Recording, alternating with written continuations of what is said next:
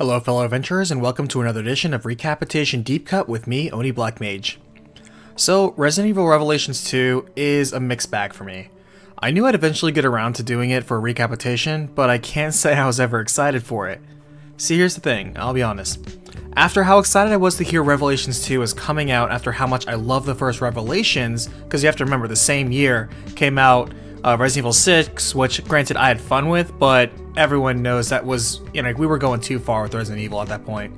And then was the god-awful Operation Raccoon City, which I had such hope for because it had such potential. And then, man, that thing is an atrocity.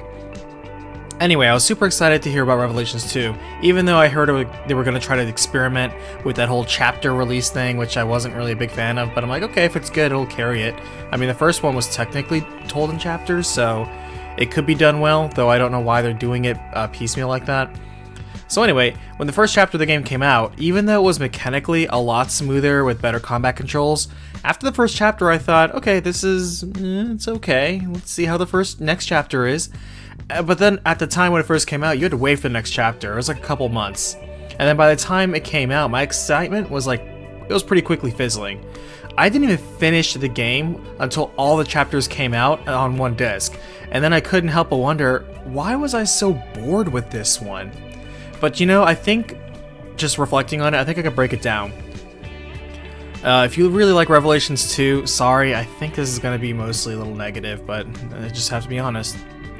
Aesthetically, I can tell you right now, I do have a problem with this whole game from a design perspective, just layout and levels. See, part of the Resident Evil creepiness is that it takes normal locations, like a mansion, a prison, or a cruise ship, and horrible things happen within it. But design and layout-wise, it's still a normal functioning building. It's just that there's a much more sinister air created by you when you juxtaposition nightmarish creatures against mundane locations. It's like your brain figures out you can't have safety, or you can't take safety for granted, and that kind of plants that seed of worrying you. However, pretty much every location in this game, the prison, the sewers, the factory, the labs, they weren't functional buildings. They were just video game levels and set pieces, and that kind of hollowed out the creepiness, and it made everything seem very contrived. See, on the outset, it looks like a dirty, dangerous prison, but then you see a room that serves no other purpose other than to be a puzzle room. It's just silly. It's not the same as seeing a normal room and discovering a hidden puzzle within. They basically gamified everything, for lack of a better word, and so it kind of felt weaker overall, when really, graphically, there's nothing wrong with anything. I will say though, even though I know why they are what they are, the Afflicted are just so boring visually as an enemy type. They're just mutated dudes. When you make things faster, more action-oriented, I understand that a normal shambling zombie just doesn't cut it anymore, but neither just does an infected inmate. It also kind of, just on a side note, I'm kind of not clear still why the virus was considered a failure. I mean, sure, it didn't really quite do what Alex, wanted it to do, and it is triggered by fear, which granted is a very easy response mechanism, but it still made tougher, intelligent bioweapons all the same, which, in my opinion, was kind of what they were going for to begin with.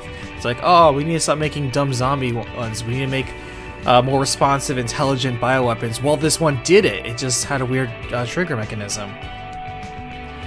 But, oh well. I mean, speaking of boring, I was kind of shocked that after the excellent track selection in Revelations 1, that thing has an excellent soundtrack, we get almost nothing noteworthy in Revelations 2. I mean, the ambient tracks were alright, but, since Resident Evil 5 and then Revelations 1, and I guess even parts of 6, we've had these great set-piece anthems, like, for like 3 or 4 games, and then Revelations 2 just drops the ball, and it really disappoints me.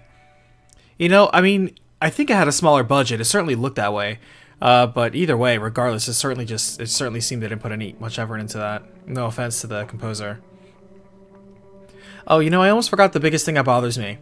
What is up with Claire Redfield's model? She looks like she's 50 years old.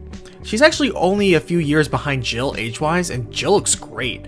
Yet they made Claire look so haggard and tired. It's almost as dramatic a transition as Chris from 6 to Chris from 7. It looks like it's a completely different person. That's why I'm like, that's Chris Redfield? Are you sure? I do think she looks better at the very end with her short hair and a red blouse, but honestly, if anybody should be looking old and tired, it's Barry. You know, he's kind of the old man of the cast, but he honestly looks just fine. He's actually exactly as I expected him to look. Like I was saying earlier, the combat mechanics are, pretty refined in this one. It's about as responsive as 6, so if your character is, is pretty fast, you can dodge whenever, you can fire while moving. The environments also reflect this by being pretty open, even in indoor locations like the prison and the village. Some people would say it's too easy because of it, but one thing I find odd comparing this to Revelations 1 is how dramatically fewer the weapons and customizations are. And also one thing that bothered me is how incredibly weak the knife is. It kind of makes me wonder why they bothered with customization at all if they were just, just going to strip it down so much. I mean, in Revelations 1 you had, man, maybe like 30 weapons, and this one you kind of have like, what, 7? And even then, most of them are like 1 or 2 variations of a shotgun, 1 or 2 variations on the rifle, and that's basically it. Out of that, you just have a couple of replacement parts for each of them, and maybe you can make this one fire a little faster, make this one reload a little faster, but it's so minute, the differences between them. So moving on to the story. I want to start with the old characters. Despite their usage, I am thrilled that they brought back Claire and Barry. I even wrote in what I want in my Resident Evil 7 video, that actually seems kind of silly in retrospect. What I want to see was the canon continuation of what happened to Claire, Barry, and Rebecca. And I got my wish with this game and the Resident Evil Vendetta movie, which, by the way, that's a lot of fun. You should give it a watch if you haven't already. Now for the new characters, Moira actually was pretty fun. I like how she basically had the most character development for this entire game. I like how she evolved from this sort of bratty punk with a chip on her shoulder to being hardened emotionally, yet more open-minded in her heart. And all it took was, a few near-death experiences. Alex Wesker was a villain kinda out of left field for me. Let me explain. I get how in Resident Evil 5 they teased the Wesker project, but Spencer said Albert was the only one. So clearly he was lying because Alex is here and she was working with Spencer until he died. And Albert was even in a picture together with her. I mean, was she faking her death with them? But then I'm not sure why he lied though, since he let himself get caught by Wesker, and his immortality plan wasn't ready yet. If he was pitting the children against each other, why does Alex then seem so friendly with Albert? I don't know, the backstory just seems shaky. I mean, she really just seems shoehorned in. Her main goal was honestly perfect, to use the immortality plan, and part of that was, finding a host mentally resistant to stress and fear, and to weed that out, she had to use a variant virus that mutates when a level of fear triggers, and that's fine. But then she was also refining Ouroboros, but why? Neil wanted to bring it back for the, bring back the glory days of the FBC, which granted that's a dumb subplot, but Alex didn't really seem to care about it. In fact, Ouroboros kind of seems like a leftover plot piece that never went anywhere, and I think part of that is because, even the original point of Ouroboros wasn't clear. They want compatible hosts for Ouroboros to make the next wave of superior people, but the only compatible people so far were Albert and Neil, and they still went crazy, so what was the point of it again? By the way, one funny thing I want to point out, because I pointed out in the video and I want to repeat it here, Claire and Moira never learned Natalia's name. All the time they were with her, which granted wasn't long, they never even stopped to ask her name. Barry did as soon as he met her. So I kind of find it so funny that the two ladies are worried all about Natalia when they never even bothered to figure out her name. And I even have to go back and double check some of the footage and just kind of recheck it.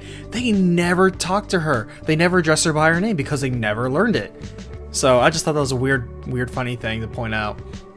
But on a positive note, I think the part that I liked the most was actually when the game slowed down and it was actually about Moira surviving with Evgeny and learning about his daughter's tragic plight.